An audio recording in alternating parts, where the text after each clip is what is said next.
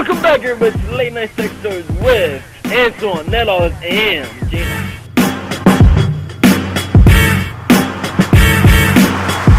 Packed up my tools for my raw power move.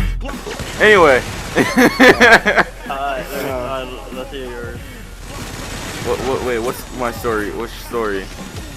The porn one or? Yeah, the porn one. Okay. So my first time discovering porn, it was about 6 p.m. in the after. Oh my god. 6 p.m. in the afternoon. First time you discovered porn. You remember the time. I do. It was a big moment in my life. It was life changing. So it was like 6 p.m. in the afternoon. The day was very bright, not too dark, and my parents were at the supermarket. So my brother was out fucking some random bitch, so I didn't really care what he was doing. I was home alone, and I was really into TV back then. Like all I do would, after I finished, doing random shit with my friends. This was in Jamaica, by the way. After I finished doing random shit with my friends, I just went home and watched TV because we didn't have internet. Once again, I was in Jamaica. So, we had a DVD player, which was really exciting, and there were these decorative things my mom would put underneath figurines on the what do you call it, dresser or whatever, and the TV was on the dresser. So one day it was mad dusty, and I lifted up, not to clean it, but to look how many dust was. I was intrigued by dust for some reason. Yeah. So yeah, I lifted up and I saw a DVD, and I don't know if I read this right, but it says Biddies 101. Literally, Biddies 101. So I'm like, okay, and I put in the DVD player, and then the TV was mad loud too. I put it in the DVD player, and it resumed. You know how sometimes you put it in DVD and it resumes from the last spot it was at. So all I heard was like all you heard was like two. All I saw was like two male and female having sexual intercourse, and I didn't know what was going on at the time. This was it was a male and female intercourse. I thought you said two. I meant one male and one female. But anyway, yeah, I stood there in amazement of this art that was on the TV at the moment, and I kept watching for like 5 minutes before I noticed how loud it was. Literally, if you stood in front of our front gate, you could hear it from there. So I'm pretty sure the people who walked by was like, "What the hell is going on in there?" So I turned the TV down, and the weird thing about this is that it was so entertaining and fascinating to me. I didn't even masturbate. I didn't feel it. Back then I didn't even know what masturbation was. I just sat in the chair and watched it like it was no other movie.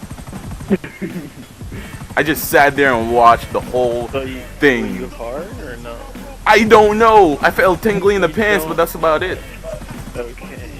Like I just sat there and watched it, and then funny thing is, 2 weeks later, after I found a few more DVDs,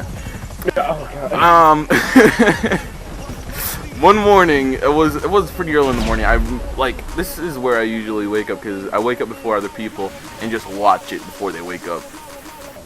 So this one morning, I woke up about, I don't know, like 7 a.m. in the morning on a Saturday, because my parents don't get up for work, so they usually get up pretty late.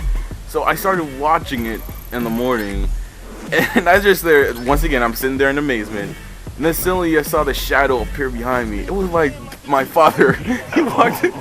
My dad walked in, and he saw me watching it. He's like, "Where'd you get these? Where did you get these?" And I'm like, I can't get you good to eat. I was like, I found it. He was like, "Oh, no.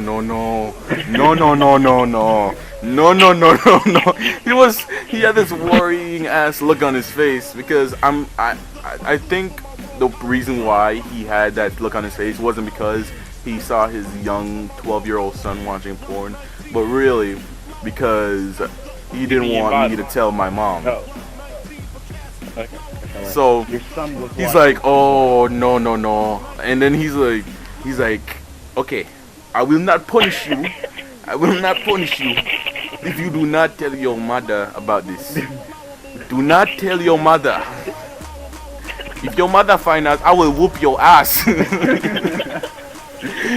I was so scared because he had the belt out. He literally pulled out his belt. He slept with a belt for some reason. I really don't know why.